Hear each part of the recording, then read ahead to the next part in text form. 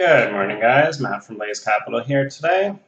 So last week we went over the Iron Condor, which was doing you're selling a strangle, so points further away from the strike price from the strike. Whereas today we're going to go over the Iron Butterfly, which is where you sell at the money or a straddle, puts and calls, and then you hedge your outside with the wings.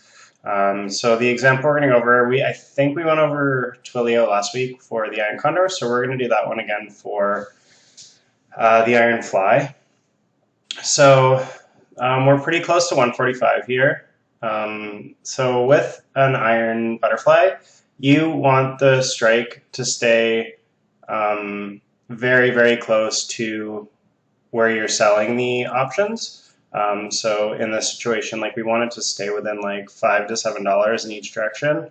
Whereas if we were to do an Iron Condor right now, we'd probably do like, like 160, 165, and then like 125, 120 or whatever. Or sorry, even like these 160s, 130s would work okay for an Iron Condor. So you have to be a lot more concise with the Iron Butterfly, whereas with the Iron Condor you have a much wider range of making profit, but a lot less profit to make. So with the Iron Condor, you're going to make like $1 to $3 a contract usually, sometimes less than that. Whereas with the Iron Butterfly, you can make like a lot of premium, but your risk and your max loss is usually a bit higher, and your probability is a lot lower. So it just kind of depends on like what you're trading. So the first thing we're going to go over is the Twilio one. So we would sell a 145 put and a 145 call in each direction, and then we're going to protect ourselves with a 130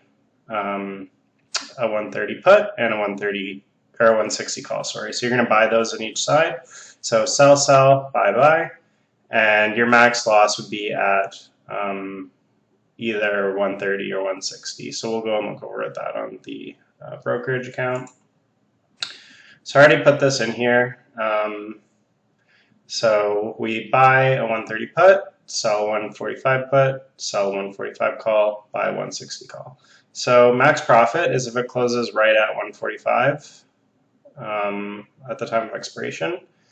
And then your max loss is going to be if it closes at either 160 like I was just mentioning, or 130 as I was just mentioning. So your max loss is around $400, and your max profit is going to be $1,086-ish dollars. So pretty good risk reward, but see the window for profits is pretty small here. So like we have about a $10 window on each side where we're going to make money, maybe slightly more than that, $12, which isn't, on a volatile stock, that's not very much room, especially in about a month's of time frame. Like stocks can move pretty soon. So generally, I wouldn't recommend holding these to expiration. Like generally, you're going to want to probably close it a little bit early. You're going to hope for the theta decay, which is the same, like pretty much always when you're option selling, you're looking at for the theta decay and then your inverse, like the delta going against you. So for the for directionality, with this one, we don't want the stock to move a lot, but if you were doing the verticals, puts or calls, then you want to work with the delta as well. So the other important thing, same as last time, is we want to have a high IV rank here. So that's the premium that's baked into the movement, the price. So as you get closer, that should decrease, and you're going to be able to buy these, the ones that you sold, back cheaper. So the idea is for it just to sit at 145, and then you just buy so you sell these for credit, and then you're going to buy them back for debit, same as with the Iron Condors, and you want to buy them back cheaper than what you sold them for. So these are like a neutral strategy where you don't want the stock to go one way or the other, but your probability is a lot lower than the Iron Condors. So That's the gist of it. So yeah, most of the information's all in the Iron Condor from last week. The other strategy, I learned most of the stuff from James. We do the SPX daily ones. I'll see if it'll work on this. It might not work because it's not the day here. What do we got here? Okay, so 2995.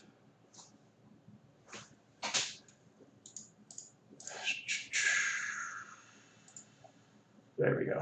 So 2995. If we were going to do this like a similar setup here, we would sell 2995 put, buy a 2995 call, and then we'll pull up our chart here.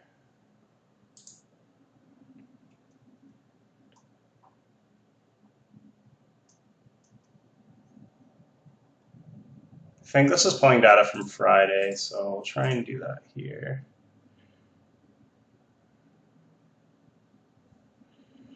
Friday would not have been a good day to do this strategy, by the way, because it went straight down. So generally, if you're doing like a daily strategy, you want to let the first like 15 minutes or so settle, or even like an hour if you have to, like 45 minutes. Your theta is going to decay a lot quicker on the daily ones, so like you kind of want to get it done earlier rather than later, because you're going to collect a lot less premium if you're waiting.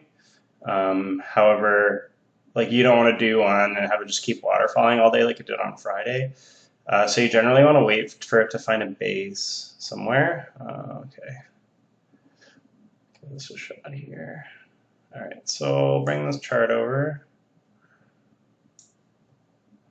So if we were, I don't know what timeline Quest, like the Quest Trade Practice app uses, so we're just going to do this for demonstration purposes.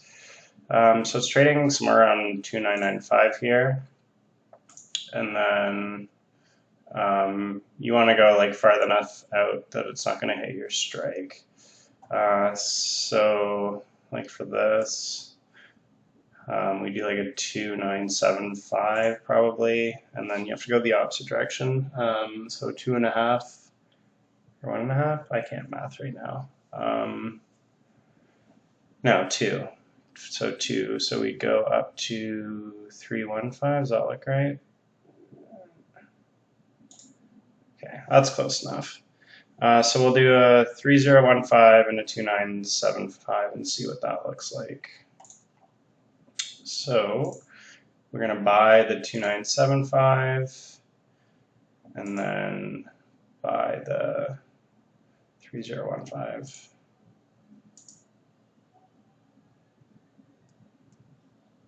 All right.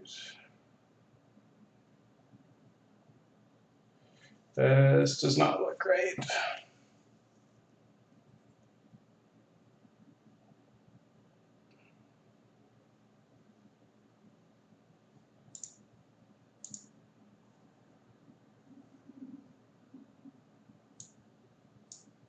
But this one's not updating, that's why. 9.0.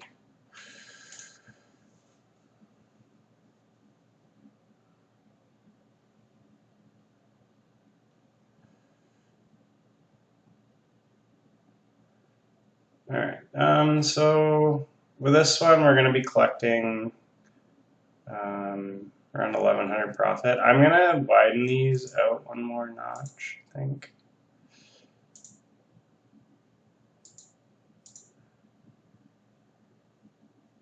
No, that's a lie. I'm not going to do that.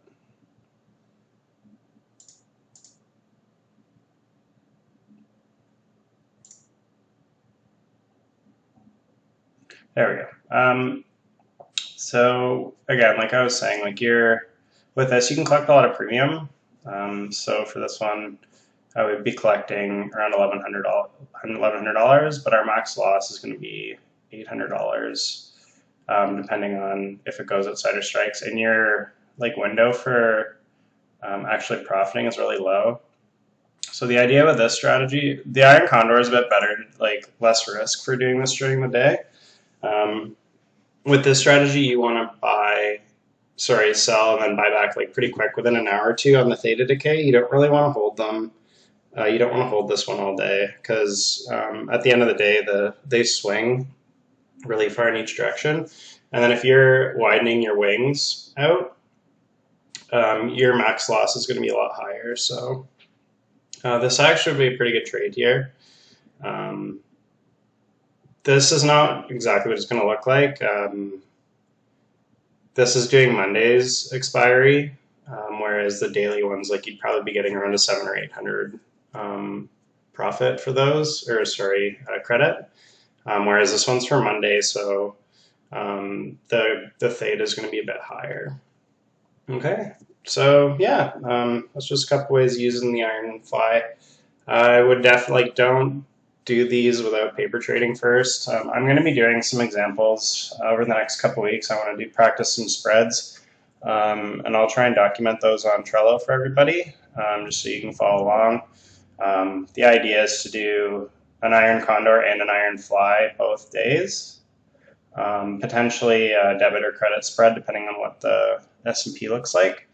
And then I'll try and document them, and we can look at some of that information and see what kind of profit loss and then our hit rates. So I'm going to do that for a couple weeks, just practicing these new strategies and see how that goes. Awesome. Thanks, guys. Let's go make some money.